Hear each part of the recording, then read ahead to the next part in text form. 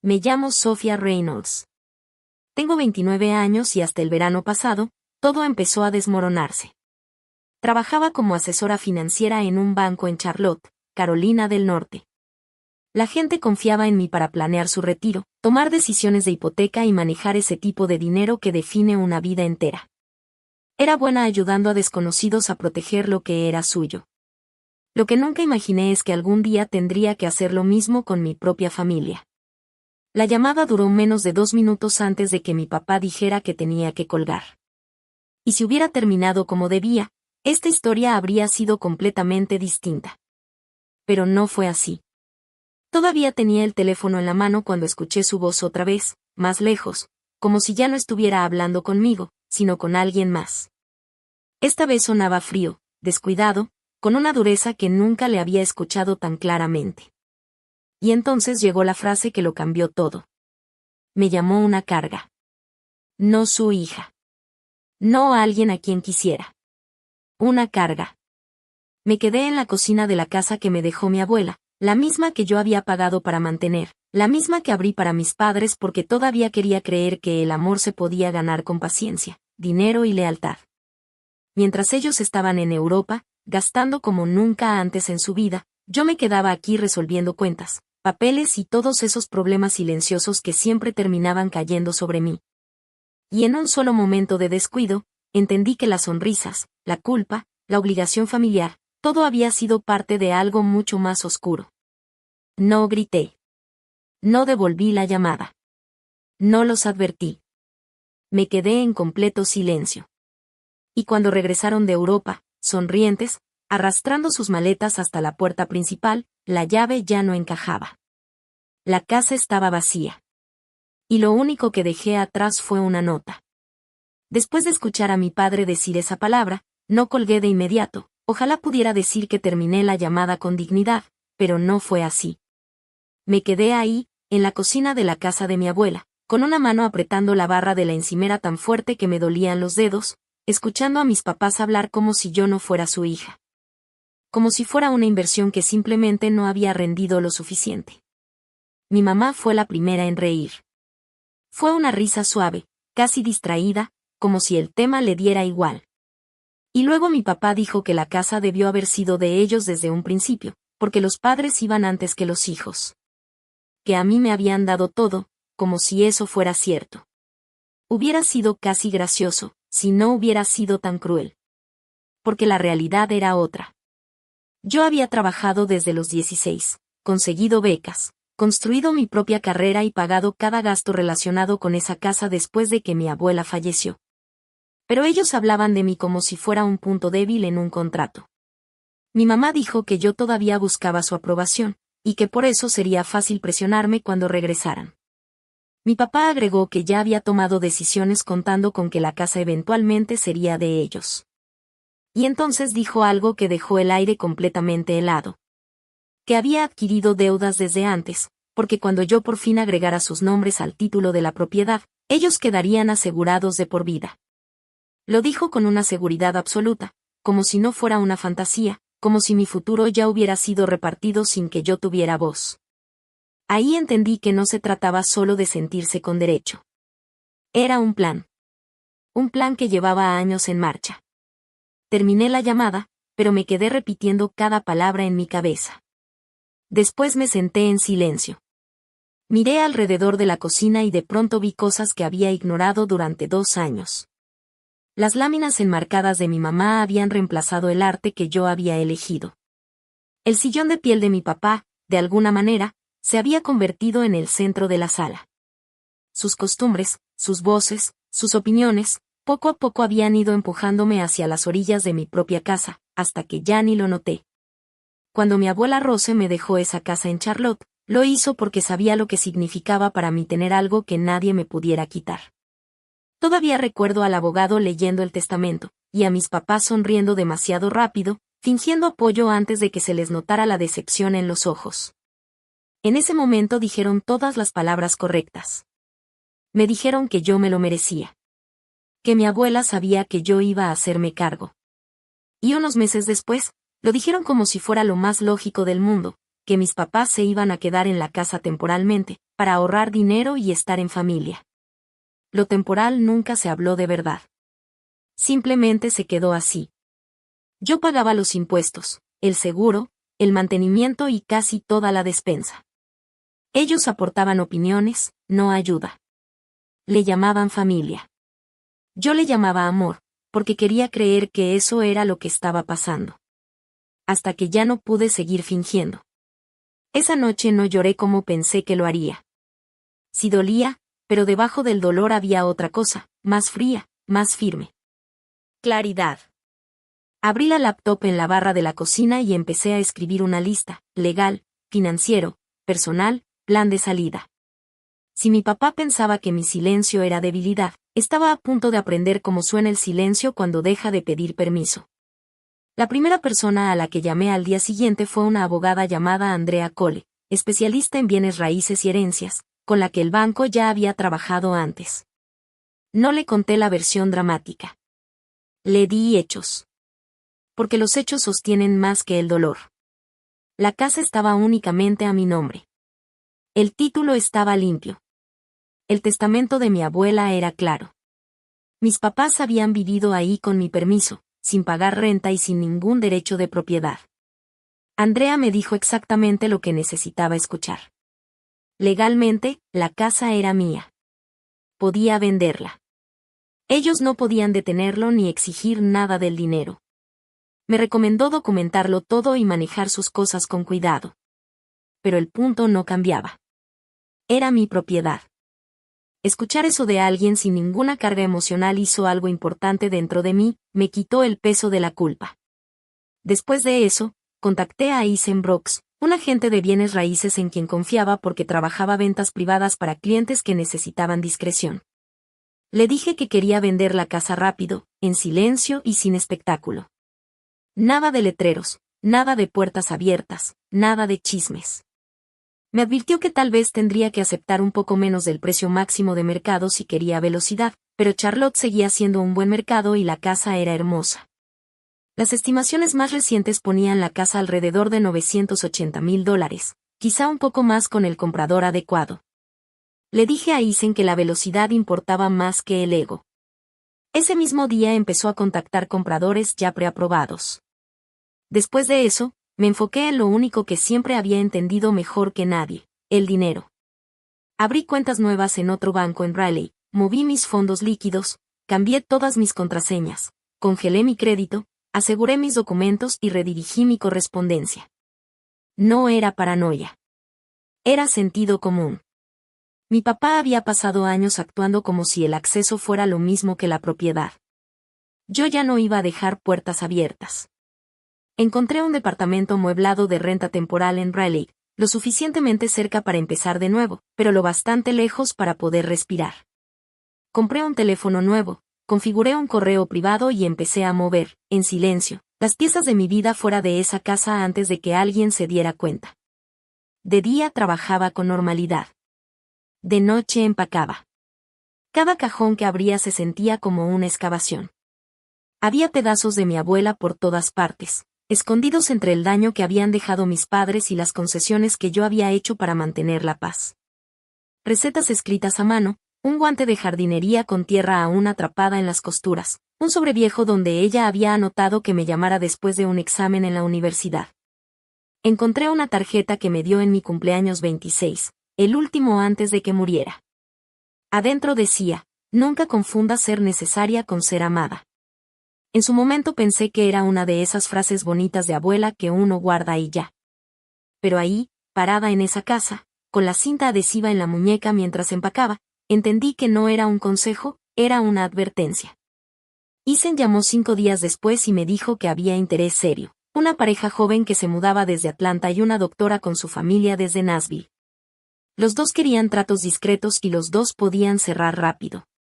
Dejé que él se encargara de las visitas mientras mis papás seguían subiendo fotos perfectas desde Roma y Florencia, sonriendo frente a fuentes y catedrales que yo también había ayudado a pagar. Cada vez que mi mamá publicaba una foto con frases sobre bendiciones y familia, se me revolvía el estómago. Estaban viviendo su versión del sueño mientras, al mismo tiempo, Planeaban quitarme lo único que mi abuela había protegido para mí. Isen consiguió las ofertas en menos de una semana. Una era buena, la otra era más fuerte y mucho más limpia. Acepté la oferta más limpia sin pensarlo 2 veces. Programamos el cierre unos días antes de que mis papás regresaran de Europa. El tiempo era clave. No quería una escena en la entrada de la casa, ni gritos frente a compradores, ni otra oportunidad para que intentaran manipularme viéndome a la cara. Quería que su seguridad durara exactamente hasta el segundo en que se derrumbara. Mientras la venta avanzaba en sus pasos finales, yo me encargué de la parte que se sentía dura, hasta que recordaba lo que ellos habían planeado para mí. Contraté a una empresa de mudanzas. Hice inventario de todo lo que había en la casa.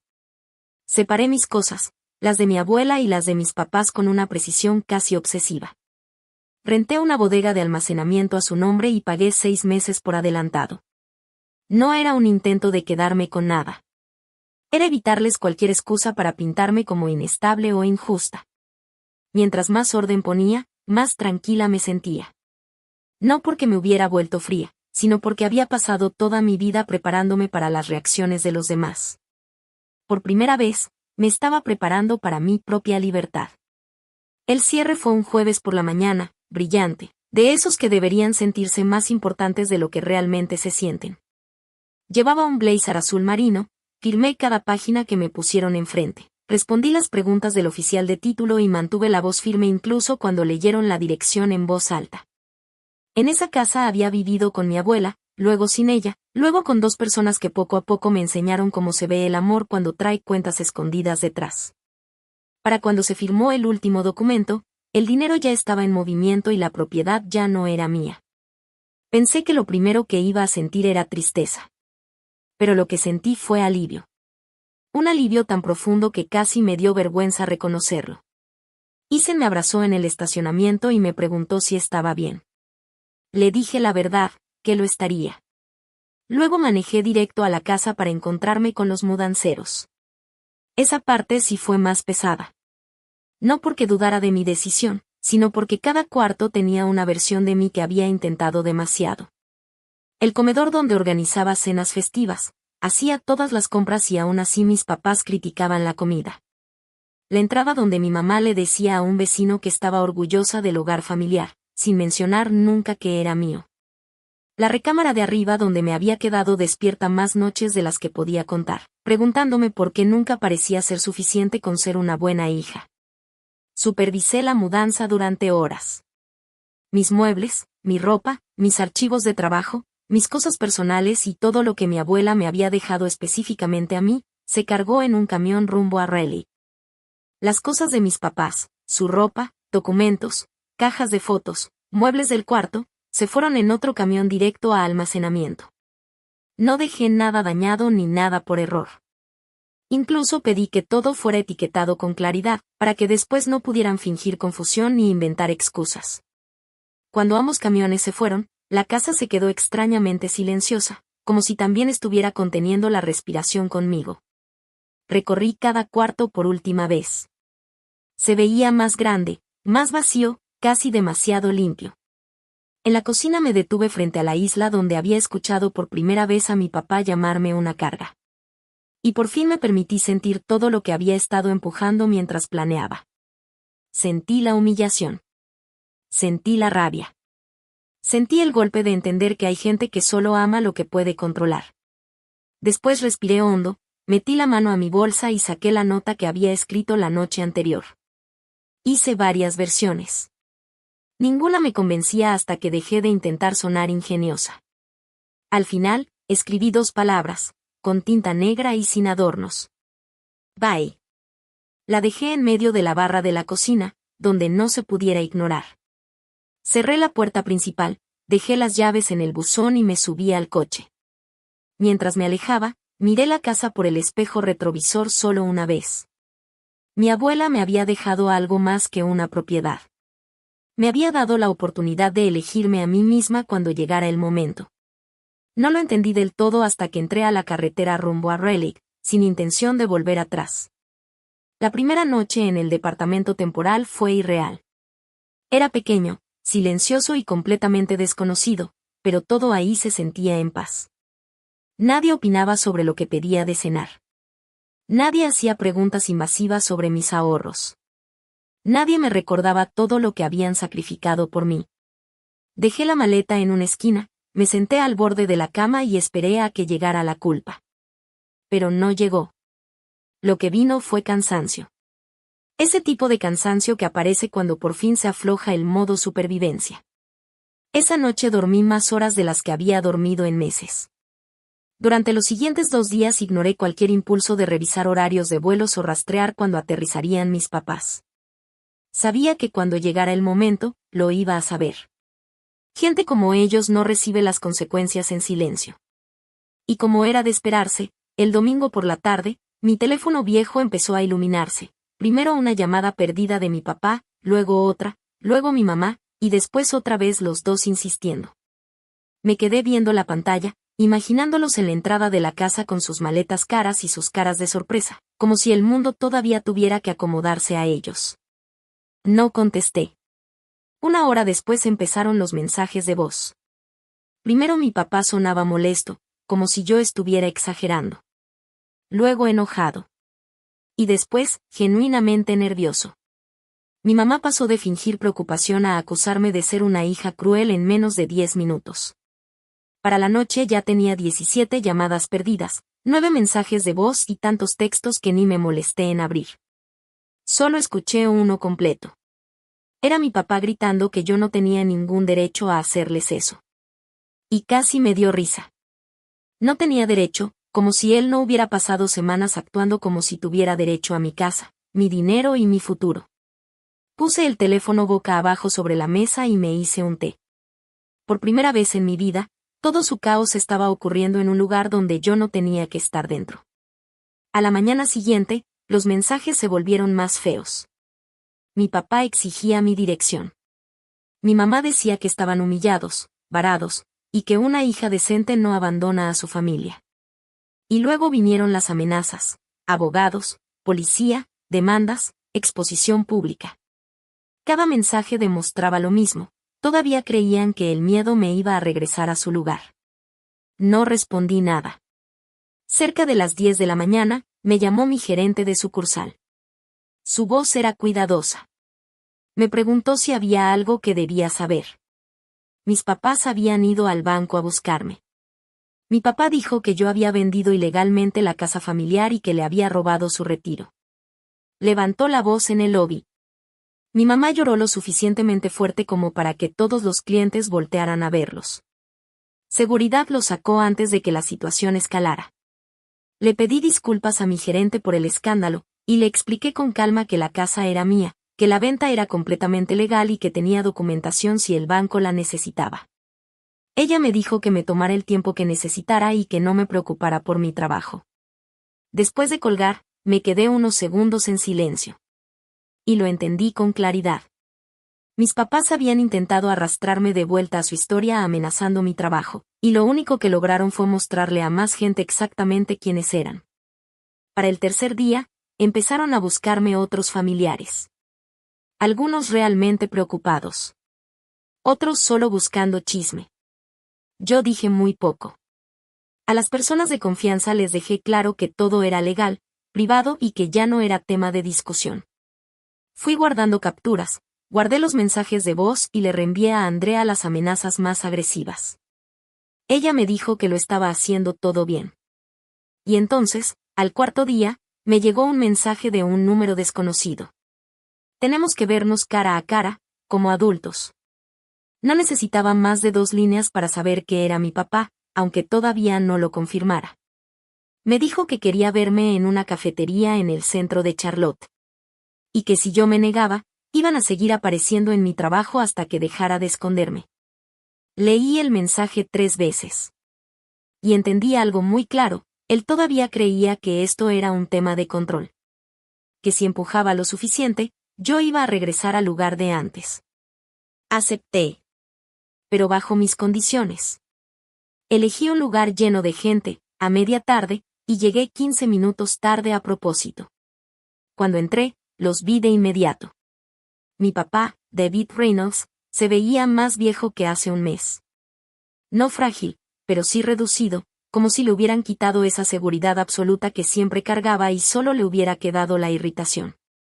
Mi mamá, Laura Reynolds, seguía con esa postura impecable de siempre, pero la cara la traía tensa, cansada.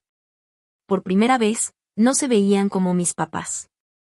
Se veían como desconocidos. Me quedé de pie un segundo cuando llegué a la mesa. Mi papá me dijo que me sentara, como si todavía tuviera autoridad sobre mí. Me senté, pero porque yo quise, no porque él lo ordenara. Antes de que pudiera quitarme el abrigo, empezó. Me preguntó dónde estaba viviendo, dónde estaban sus cosas, qué creía que estaba haciendo y si tenía idea de lo humillante que habían sido estos días para ellos. Lo dejé hablar hasta que se quedó sin aire. Y entonces hice una sola pregunta. ¿De verdad creíste que nunca escuché lo que dijiste? El silencio cayó pesado. Mi mamá lo miró primero a él, no a mí, y eso ya lo dijo todo. Mi papá intentó cambiar el tono rápido.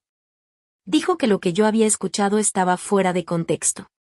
Que estaban estresados, cansados, incluso con jet lag antes de regresar de Europa, según él.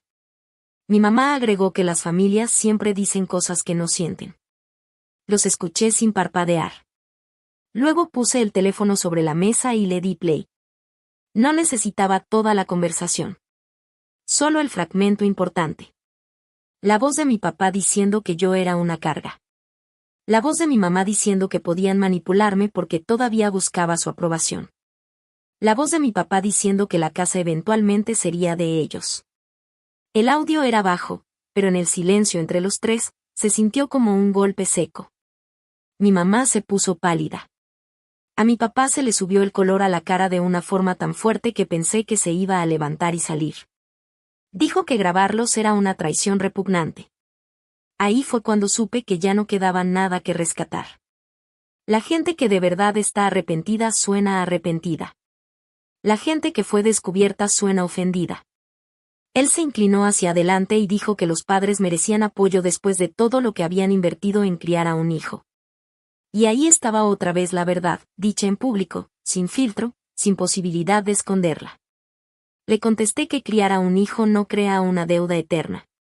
Les dejé claro a los dos que nunca más iba a pagarles el estilo de vida, darles techo o hablar de mis finanzas con ellos.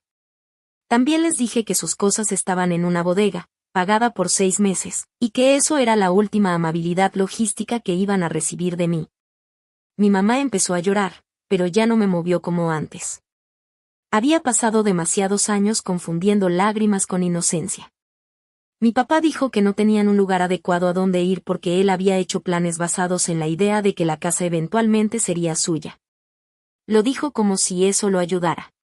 Pero solo confirmó lo que ya sabía, había apostado un futuro que nunca le perteneció. Me levanté para irme, y ahí se le cayó la máscara por completo. Me llamó egoísta, fría, desagradecida. Y al final, con una rabia tan cruda que casi me sorprendió, dijo que yo le había arruinado la vida. Lo miré y le dije. No. Tú construiste tu vida alrededor de algo que nunca fue tuyo. Y me fui. Pensé que esa reunión iba a ser el final.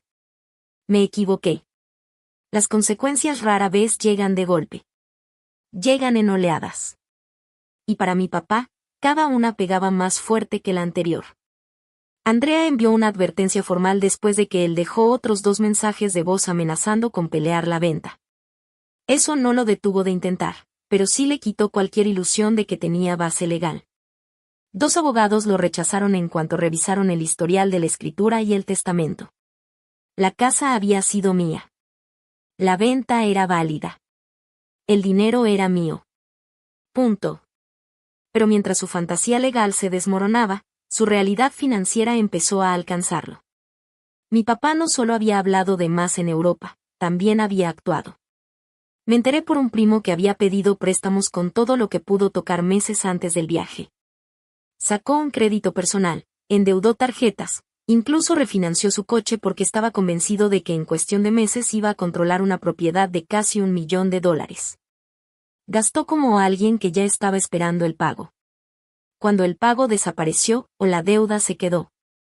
Mi mamá primero lo culpó en privado, y luego cada vez más abiertamente.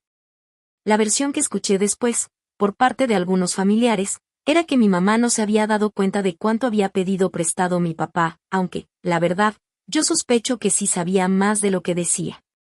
De cualquier forma, su matrimonio cambió rápido, de ser un equipo que presumía seguridad, a dos personas cargando resentimiento mutuo. Y luego vino el desastre público. Resulta que mi papá no solo había hecho un escándalo en mi banco. Una semana después de la reunión en la cafetería, se apareció en la bodega de almacenamiento, furioso porque el espacio no era tan grande como él esperaba, y terminó gritándole al encargado enfrente de varias personas. Uno de los presentes lo reconoció del lote de autos donde todavía trabajaba medio tiempo. Otra persona era tía de una mujer de su propia oficina. Los pueblos y ciudades pequeñas tienen una forma muy rápida de conectar los puntos. Las historias se esparcen, no siempre con precisión, pero en este caso, la precisión ni siquiera era lo importante. Lo que importaba era su comportamiento. Para cuando regresó al trabajo, ya había susurros. Un mes después, también perdió ese empleo. Oficialmente lo llamaron ajustes de personal y temas de profesionalismo. En privado, todos entendieron lo mismo, un vendedor mayor con crisis públicas constantes, ligadas a su hija, al dinero y a una casa que nunca fue suya, no era la imagen que querían en el piso de ventas. Perder el trabajo fue duro, pero perder la imagen que tenía de sí mismo fue peor. Mi papá podía soportar el estrés mientras todavía se sintiera superior. Lo que no soportaba era verse expuesto como alguien débil, impulsivo y dependiente de la misma hija a la que había llamado una carga. Cuando se acabó el sueldo, el coche dejó de ser sostenible. Lo vendió. Después dejaron el hotel de estadías extendidas donde habían estado viviendo desde que regresaron de Europa y se mudaron a un departamento pequeño, en las orillas de la ciudad. De esos que antes él mismo habría criticado sin pensarlo 2 veces. Mi mamá, que antes entraba a casas ajenas comentando decoración y nivel de vida, ahora tenía vecinos que discutían tan fuerte que se escuchaba todo.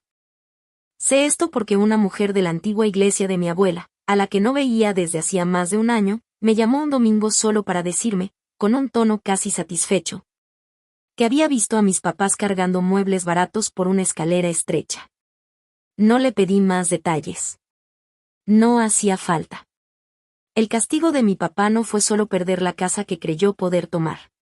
Fue verse obligado a vivir dentro de la verdad de su propia vida, sin una historia más bonita que le escondiera. Él me llamó débil porque yo buscaba aprobación. Pero al final, la que no construyó su vida sobre manipulación y deudas ajenas no fui yo. La que no tuvo que rogarle a la realidad que se acomodara fue otra persona. Lo más extraño de todo fue lo poco que sentí como victoria. Si había satisfacción, sobre todo cuando llegaban los mensajes de voz acusándome de ser fría, como si la acusación fuera prueba de que seguía sin entender nada. Pero lo más fuerte era la distancia. Distancia emocional. Cada vez que él explotaba, cada vez que mi mamá intentaba suavizar las cosas preguntando si realmente tenía que llegar tan lejos, yo escuchaba lo mismo debajo de todo eso. Seguían creyendo que mi trabajo era hacerles la vida más fácil.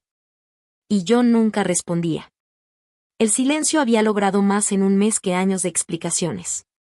Enfocaba mi energía en mi trabajo en Raleigh, en terapia, en reconstruir rutinas que solo me pertenecían a mí. Compraba comida sin culpa. Dormía toda la noche. Aprendí cómo se siente tomar decisiones sin miedo a la reacción de alguien más. Cerca de Thanksgiving, mi mamá envió un mensaje que casi logró alcanzarme. No porque fuera sincero, sino porque estaba bien escrito. Decía que las familias se rompen y se arreglan todo el tiempo, que el orgullo ya había destruido suficiente, que mi papá estaba deprimido, que el departamento era pequeño, que habían cometido errores. Pero que yo seguía siendo su hija. Y luego, en el último párrafo, venía lo que realmente importaba. Me preguntaba si podía considerar ayudarlos con el depósito de un mejor lugar, ya que yo había quedado con suficiente dinero después de la venta de la casa. Ahí se acabó cualquier resto de suavidad. Incluso en medio de su caída, seguían intentando construir un puente directo a mi cartera. Borré el mensaje y salí a caminar. El aire estaba frío, el cielo gris, y por primera vez en meses, sonreí sin forzarlo. Mi papá alguna vez creyó que mi silencio lo iba a proteger, porque pensó que significaba que yo iba a seguir aguantando todo en silencio. Pero terminó siendo al revés. Mi silencio fue lo que le quitó todas las ilusiones sobre las que había construido su futuro. Un año después, vivía en una casa tipo townhouse en Raleigh, con gabinetes blancos, demasiadas plantas y un espacio que todavía a veces me detenía a mirar como si no fuera mío. Me habían promovido en el banco, no por una narrativa dramática de superación, sino porque por fin pensaba con claridad todo el tiempo. Ya no estaba dividiendo mi energía entre mi trabajo y la gestión emocional constante de unos padres manipuladores. Y la claridad, en el trabajo, vale oro. También el dormir bien. También el no estar drenada por personas que confunden acceso con amor. En algún punto, mi historia empezó a cambiar la forma en la que trabajaba. Empecé a notar cuántos clientes jóvenes, especialmente mujeres, llegaban a decisiones financieras cargando presiones familiares que ni siquiera sabían nombrar. Padres que querían ser agregados a cuentas, parejas que presionaban para firmar cosas que no entendían, familiares que disfrazaban control de cercanía. Reconocí esa mirada porque yo la había tenido durante años. Así que le propuse una idea a mi gerente de sucursal y empecé a dar talleres gratuitos por las tardes llamados Límites con el dinero y presión familiar. Mantenía el lenguaje práctico, sin drama. Hablábamos de propiedad, deudas, fondos de emergencia, cofirmas, seguridad digital y la diferencia entre ayudar una vez y convertirte en el plan permanente de alguien más. Pero debajo de todo eso había una idea más simple. El amor que depende de tu dinero, tu casa o tu miedo, no es amor sano. Una noche de jueves, después de un taller, una chica se quedó cuando todos ya se habían ido. Tenía unos 23 o 24 años. Estaba junto a la mesa de café, jugando nerviosa con la manga de su suéter, hasta que le pregunté si estaba bien. Empezó a llorar casi de inmediato. No fuerte, más bien ese tipo de llanto que sale cuando alguien ha estado sosteniendo una verdad demasiado tiempo. Me contó que sus papás querían que sacara un préstamo a su nombre para salvar su negocio, y que le estaban llamando egoísta por dudar. Dijo que los amaba, pero que no sabía cómo decir que no sin sentirse una mala hija. Le escuché y luego le dije algo que me hubiera gustado que me dijeran años antes. Protegerte no te hace cruel. Los límites no son castigo. Son información. Le enseñan a la gente dónde terminas tú, y dónde empieza su derecho a exigirte cosas. Me abrazó antes de irse. Y cuando la puerta se cerró detrás de ella, me quedé un momento en silencio, pensando en mi abuela, en cómo ella había visto el patrón mucho antes que yo, en cómo una casa, una frase escuchada por casualidad en una llamada, y una sola decisión de dejar de explicar todo, cambiaron por completo la dirección de mi vida. No odio a mis papás. A la gente le sorprende cuando lo digo, pero es verdad. El odio te mantiene amarrado a lo que te lastimó. Lo que siento ahora es otra cosa, aceptación. David Reynolds es el tipo de hombre que confunde control con respeto. Laura Reynolds es el tipo de mujer que llama mantener la paz a la manipulación, mientras la imagen familiar siga intacta. Ellos son como son. Mi trabajo no es arreglarlos. Mi trabajo es asegurarme de que sus ideas rotas ya no me definan a mí. Y eso, más que cualquier otra cosa, es lo que me llevo ahora. A veces, la parte más valiosa del dolor es aprender a nombrarlo. Abuso financiero, amor condicional, chantaje emocional. Cuando puedes nombrar un patrón, dejas de vivir dentro de él a ciegas. Y a veces, lo más importante que puedes enseñarle a otra persona es que la familia nunca debería exigirte perder tu dignidad para poder pertenecer. Yo antes pensaba que ser una buena hija era aguantar más, dar más, perdonar más rápido y quedarme callada sin importar el costo. Ahora creo que ser un adulto sano es decirte la verdad primero a ti mismo, incluso cuando eso destruye la versión que otros tienen de ti. Si algo bueno salió de todo esto, es esto. Ya no confundo culpa con responsabilidad. Ya no confundo presión con amor.